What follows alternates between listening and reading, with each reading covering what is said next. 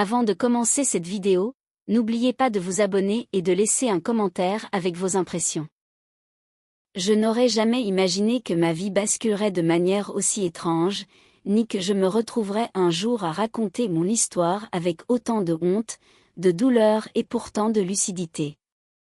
Si je dois vraiment tout dire, je crois que tout a commencé bien avant ma rencontre avec cet homme de 60 ans qui allait devenir mon mari. Ma vie de jeune femme de 23 ans était un champ de ruines à l'époque, même si je faisais semblant d'aller mieux, même si j'essayais de me convaincre que j'avais enfin laissé derrière moi les ombres de mon enfance. J'avais grandi dans un environnement instable, où l'amour était rare, le bruit constant, et où les adultes changeaient de visage comme d'autres changent de saison. J'avais appris très tôt à me débrouiller seule, à me tenir droite même quand tout vacillait autour de moi. Mais la vérité, c'est qu'à l'intérieur, je n'étais qu'une petite fille qui essayait de survivre dans un corps devenu trop grand pour elle. À mes 20 ans, j'avais déjà fui 3 villes, rompu avec 2 relations toxiques, perdu un parent, et frôlé plusieurs fois le moment où l'on croit que la vie ne vaut plus d'être vécue. Je me croyais forte, mais en réalité, j'étais seulement épuisée. Quand je l'ai rencontré, lui, ce fameux homme de 60 ans, j'avais l'impression d'être un oiseau blessé qui cherchait un endroit où s'abriter de la tempête. Il avait cette douceur rare que je n'avais jamais connue chez un homme. Il me parlait avec une patience presque déconcertante, me regardait comme si j'étais quelqu'un qui méritait d'être protégé, quelqu'un qui méritait enfin de souffler. Je n'ai pas cherché à comprendre pourquoi il s'intéressait à moi, pourquoi il voulait m'écouter, pourquoi il me regardait avec cette chaleur tranquille qui m'avait tant manqué. J'ai accepté tout cela comme un cadeau que la vie me faisait après tout ce que j'avais enduré. Pendant les premiers mois, je me suis sentie revivre. Je me réveillais chaque matin en me disant que peut-être, pour la première fois, j'avais de la chance. Nous avions 40 ans d'écart, oui, mais jamais je n'ai eu l'impression d'être manipulée ou infantilisée. Il ne me disait pas quoi faire, il ne me jugeait jamais, il n'exigeait rien de moi. Avec lui, je pouvais respirer. Je pouvais être fragile sans que cela soit utilisé contre moi. Je pouvais être silencieuse sans que cela soit interprété comme un manque d'effort. Il m'offrait un espace où je pouvais exister sans peur. Je crois que c'est pour cette raison que j'ai accepté sa demande en mariage. Ce n'était pas une impulsion, ni un calcul, ni une manière de réparer quelque chose en moi. C'était simplement la première fois que je me sentais assez en sécurité pour imaginer un avenir avec quelqu'un. Nous nous sommes mariés discrètement, dans une petite mairie, sans cérémonie, sans fête, sans invité. Tout cela me convenait. Je n'avais jamais aimé les regards des autres, ni les grandes déclarations. Ce que je voulais, c'était une vie tranquille, stable, ordinaire. Quelque chose que je n'avais jamais eu auparavant. Il m'a fait entrer dans sa maison, une grande demeure ancienne qui me paraissait presque trop silencieuse au début. Je n'avais jamais vécu quelque part où l'on pouvait entendre sa propre respiration. J'étais habituée aux cris, aux portes qui claquent, au bruit de la rue. Ici, tout était calme, presque fragile. Je crois que c'est cette fragilité-là qui m'a fait peur en premier. Je ne savais pas où mettre mes affaires, où poser mes vêtements, où ranger mes livres. Tout me semblait étranger, comme si je risquais de briser quelque chose en touchant les objets autour de moi.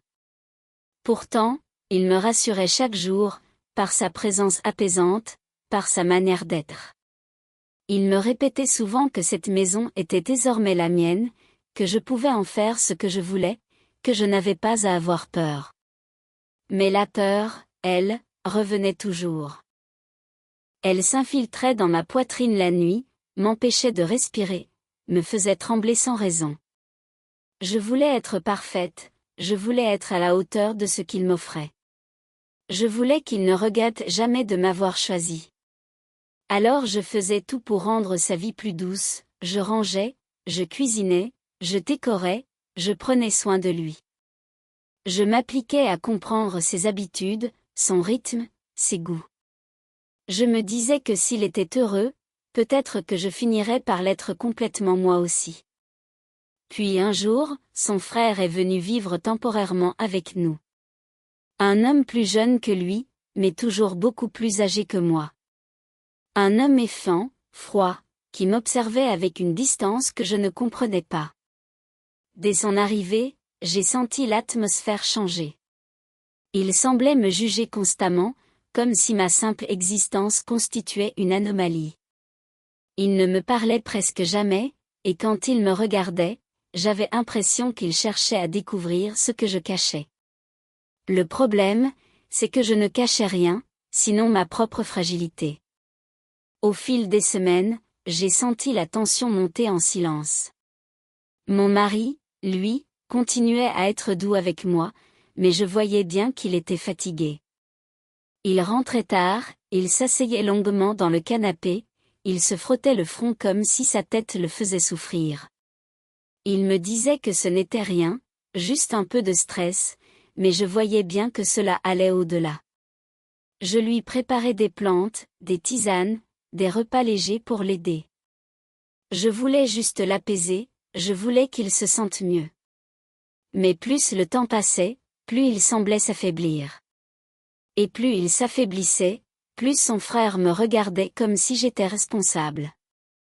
Je sentais son jugement partout, en chaque pièce, dans chaque silence, dans chaque pas qu'il faisait dans le couloir. Je vivais avec la sensation constante qu'on m'observait, qu'on interprétait chacun de mes gestes. Je n'avais aucune idée, à ce moment-là, que tout cela allait exploser. Je ne savais pas encore que ma peur de ne pas être assez à l'aise se transformait en une catastrophe. Je ne savais pas encore que j'allais devenir, malgré moi, la principale suspecte dans la lente détérioration de l'homme que j'aimais. Mais surtout, je ne savais pas que quelque chose en moi se déréglait, lentement, silencieusement, jusqu'à devenir hors de contrôle. Et que tout ce que je croyais faire pour aider allait se retourner contre moi comme une arme invisible. C'est ainsi que le piège s'est refermé, sans que je m'en aperçoive. Je n'ai compris que très tard que la maison, cette maison qui m'avait semblé d'abord un refuge, était en train de devenir peu à peu un espace de tension, une sorte de labyrinthe où chaque pièce retenait son souffle. Tout avait commencé par de petites choses, des détails presque insignifiants qui, mis ensemble, formaient peu à peu une sorte de malaise sourd. Mon mari se fatiguait de plus en plus vite. Il avait des vertiges, parfois des absences, et son regard se perdait comme s'il cherchait quelque chose qu'il n'arrivait plus à saisir. Je le voyais lutter contre son propre corps, comme si ce dernier ne lui obéissait plus. Et plus il faiblissait, plus la présence de son frère devenait oppressante. Je ne savais plus comment me comporter en sa présence. Chaque fois que je traversais une pièce, il était là, immobile, comme s'il avait deviné le moment exact où j'allais passer. Il me suivait du regard, silencieux, toujours en retrait, mais trop attentif pour que ce soit innocent. Je sentais son jugement, sa suspicion, sa manière de guetter le moindre de mes gestes. Je ne comprenais pas ce qu'il voyait en moi. Je n'avais rien à cacher, mais j'avais l'impression constante qu'il tentait de me faire trébucher, de provoquer une erreur, un aveu que je n'avais aucune raison de faire. J'essayais de rester calme, de ne pas laisser la peur prendre le dessus, mais plus mon mari tombait malade, plus je perdais mes repères. Je me réveillais la nuit avec la sensation d'avoir oublié quelque chose d'essentiel. J'avais des trous de mémoire étranges, courts mais fréquents. Parfois je retrouvais des objets déplacés alors que j'étais certaine de ne pas les avoir touchés. À d'autres moments, je découvrais que j'avais commencé une tâche sans la terminer, ou que j'avais laissé brûler une casserole que je pensais avoir surveillée. Je mettais tout cela sur le compte du stress, de l'anxiété, de la peur de perdre celui que j'aimais. Mais au fond de moi, quelque chose commençait à se fissurer. Je voulais aider mon mari, mais chaque effort se retournait contre moi. Je lui préparais des tisanes pour apaiser ses migraines, mais cela semblait parfois les aggraver. Je lui conseillais de se reposer, et il se réveillait encore plus faible. Je cuisinais des repas légers, et il avait des nausées. Je me disais que j'étais maladroite, que je ne faisais pas les choses correctement.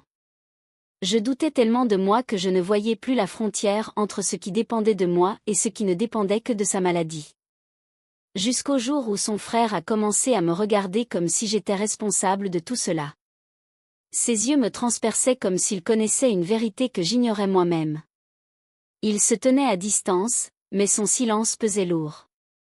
Il observait la façon dont je préparais le repas, il notait les heures où je montais dans la chambre, il faisait attention à ce que je touchais. Et moi, je me sentais devenir étrangère dans ma propre maison. Je n'osais plus faire du bruit, je n'osais plus ouvrir un placard, je n'osais plus entrer dans une pièce sans me préparer à croiser son regard. Peu après, les médecins n'arrivaient plus à expliquer l'état de mon mari. Ils parlaient de réactions étranges, de dérèglements, de symptômes incohérents. Je les écoutais, assise dans un coin, sans comprendre comment quelqu'un aussi fort que lui pouvait se détériorer aussi rapidement. Je me disais que c'était ma faute, que je n'avais pas vu quelque chose, que j'avais mal fait quelque chose. Je me sentais coupable de tout, même de ce dont je n'étais pas responsable. Et son frère, lui, semblait convaincu que j'étais au centre de cette dégradation. Un soir, alors que mon mari s'était endormi profondément à l'hôpital, je suis rentrée seule à la maison. La maison semblait différente, plus froide, plus sombre. En entrant dans la cuisine, j'ai aperçu le frère de mon mari assis dans l'ombre, immobile, comme s'il m'attendait. J'ai senti mon cœur s'accélérer. Je n'ai pas osé allumer la lumière. J'ai senti que quelque chose en lui avait changé.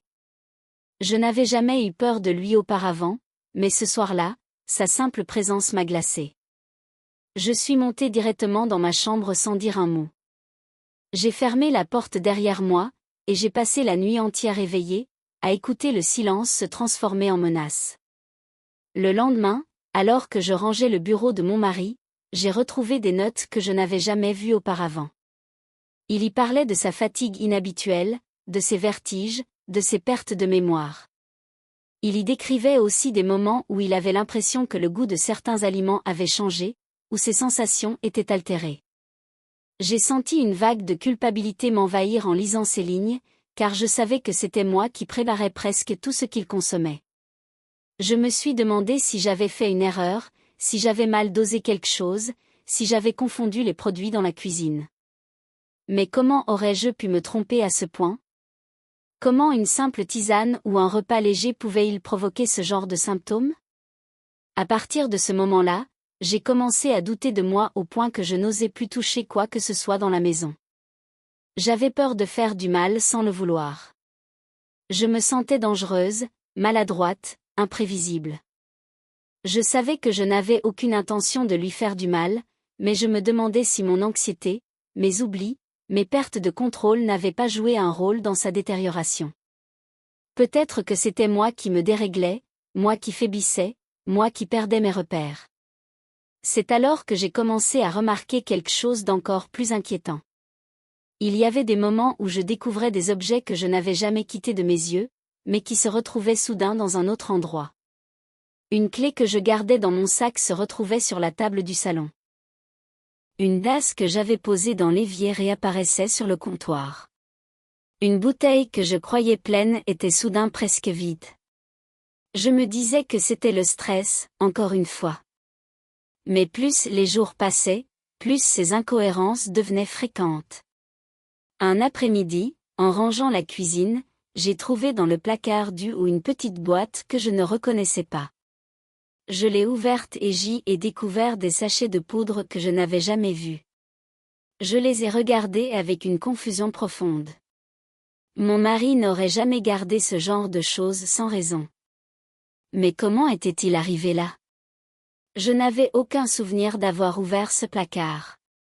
Je n'avais aucun souvenir d'avoir touché cette boîte. Je me suis senti perdre pied. Je me suis dit que peut-être que quelque chose en moi se fragmentait. Peut-être que la fatigue me rendait dangereuse. L'idée que je puisse être une menace involontaire pour l'homme que j'aimais m'a complètement brisée. J'ai commencé à éviter la cuisine. J'ai évité de lui apporter quoi que ce soit. Je restais enfermée dans ma chambre, assise sur le sol, les bras autour des genoux, essayant de comprendre ce qui m'arrivait. Je voulais demander de l'aide, mais j'avais honte.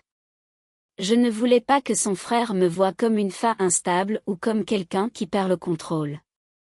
Je ne voulais pas qu'il pense que je pouvais être responsable. Mais plus je me retirais, plus il me regardait comme si sa suspicion était enfin confirmée. Je voyais dans ses yeux non plus du jugement, mais de la certitude. Il croyait savoir quelque chose. Il croyait avoir compris ce que moi-même je ne comprenais pas encore.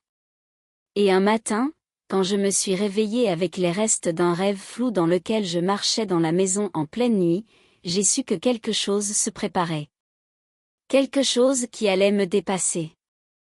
Je ne savais pas encore que la vérité allait éclater d'une manière brutale. Je ne savais pas que j'allais être accusée de quelque chose dont je ne me souvenais même pas. Je ne savais pas que l'amour que je portais à mon mari allait être utilisé contre moi comme une arme. Et je ne savais pas que j'étais à quelques heures de découvrir ce que son frère voyait en moi depuis le début. Le piège n'était plus en train de se refermer. Il était déjà fermé. Et j'étais à l'intérieur. Je me souviens très clairement du matin où j'ai enfin compris que personne ne viendrait me sauver si je ne faisais pas le premier pas moi-même. Même si ma mère avait tenté de me tendre la main, même si mes sœurs m'avaient laissé entrevoir une forme de soutien, la réalité était que j'avais passé des années à me dissoudre dans la volonté d'un homme qui n'avait jamais voulu que je me sente libre. J'avais cru qu'il me protégeait, alors qu'il m'isolait. J'avais cru qu'il me guidait, alors qu'il me contrôlait. J'avais cru qu'il m'aimait, alors qu'il me gardait comme un objet précieux qu'il ne voulait partager avec personne. Et pourtant, ce jour-là, je n'ai pas pensé à la fuite. J'ai pensé à ma vie. À ce que j'en avais fait. À ce que je pouvais encore en faire. Je ne savais pas si j'avais encore assez de force pour me reconstruire, mais j'étais certaine d'une chose, je ne pouvais plus rester dans cet enfermement invisible qui m'avait volé mes années les plus importantes. Je suis restée dans la maison quelques jours encore, parce que je ne savais pas où aller. Je me réveillais avant lui, je restais immobile à écouter ses pas, j'anticipais ses humeurs, ses exigences, sa manière de toujours tout ramener à lui. Je n'avais pas encore quitté cet état de vigilance permanente. Je vivais comme une ombre dans ma propre vie. Et pourtant, quelque chose avait changé. J'avais vu mes sœurs trembler en me voyant. J'avais vu la honte dans leurs yeux, pas une honte dirigée contre moi, mais une honte d'avoir été spectatrice silencieuse. J'avais compris que même si je m'étais perdue, d'autres avaient vu ma chute. Et parfois, lorsqu'on se perd, il suffit qu'une seule personne reconnaisse la douleur pour qu'une brèche se forme dans le mur qui nous entoure. Cette brèche, c'est moi qui devais l'agrandir.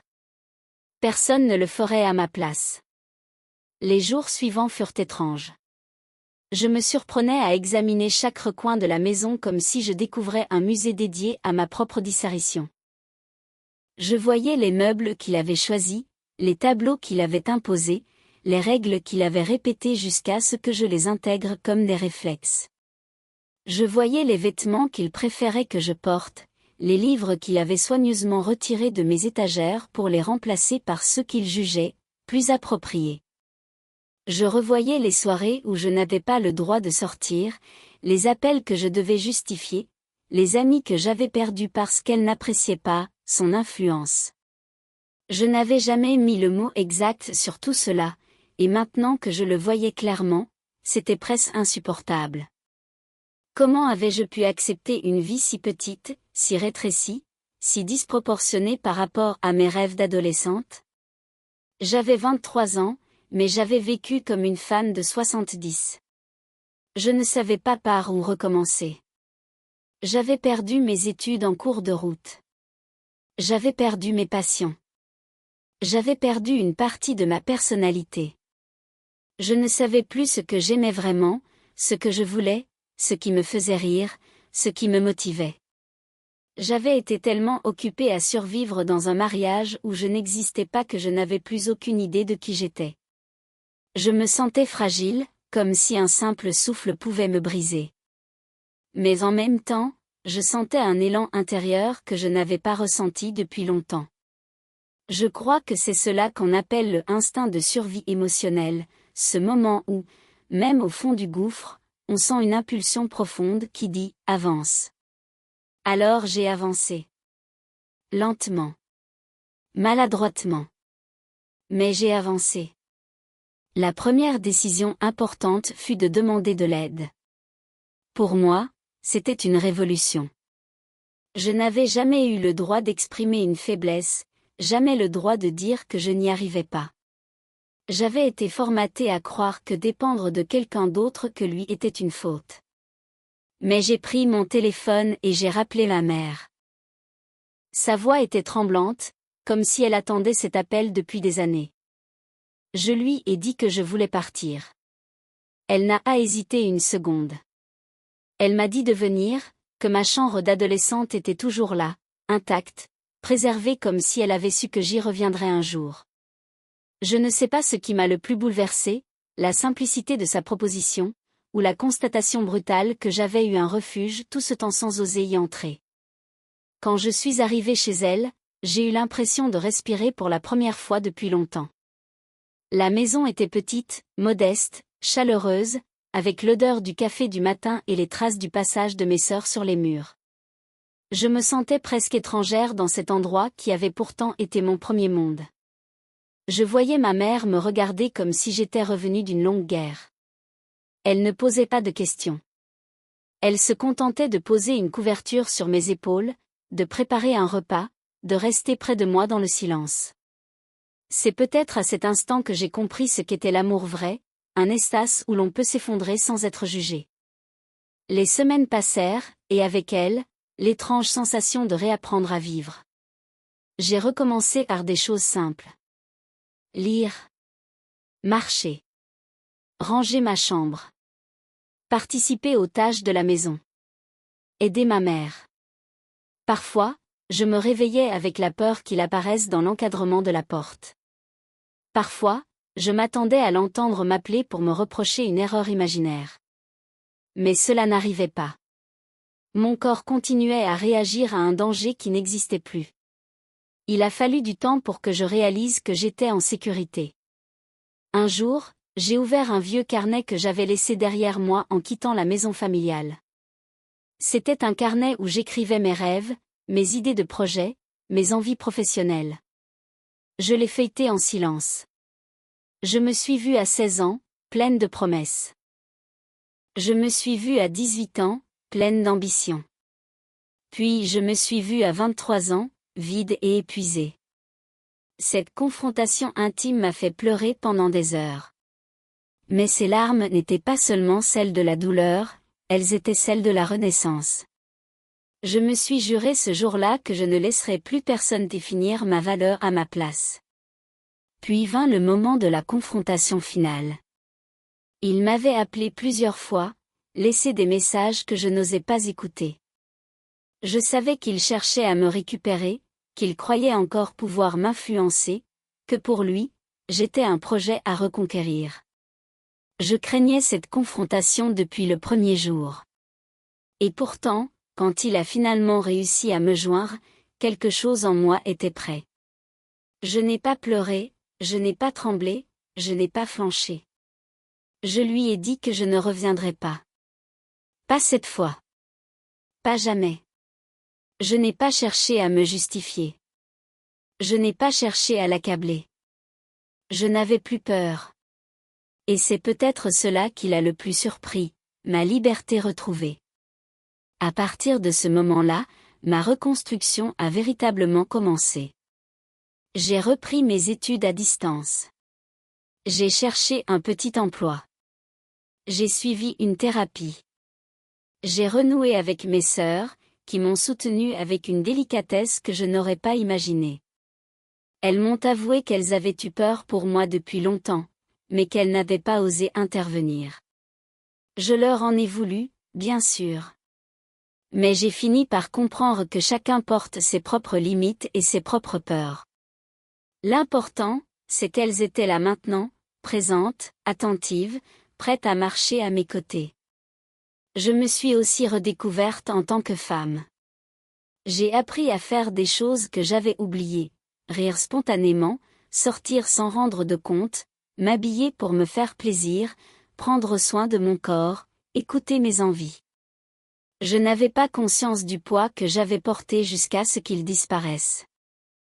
C'est comme si je respirais avec des poumons neufs. Mais la plus grande transformation a été intérieure.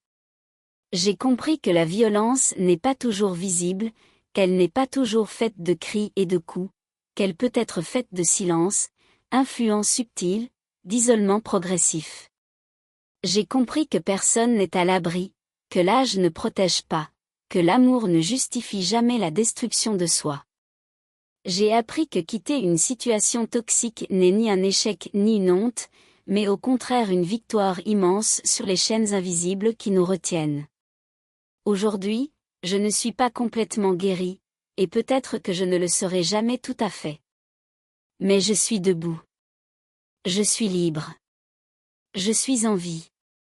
Je regarde l'avenir avec une lucidité nouvelle, avec une force qui n'existait pas en moi avant tout cela. Je suis devenue la femme que j'aurais dû être depuis longtemps, celle qui décide pour elle-même, celle qui avance malgré ses cicatrices. Je ne regrette pas mon passé, même s'il a été douloureux. Parce qu'il m'a appris ma propre valeur. Il m'a montré mes failles, mais aussi mon courage. Il m'a permis de comprendre ce que je veux et ce que je ne veux plus jamais. Et surtout, il m'a fait renaître. Car parfois, pour renaître, il faut d'abord accepter de regarder sa propre chute.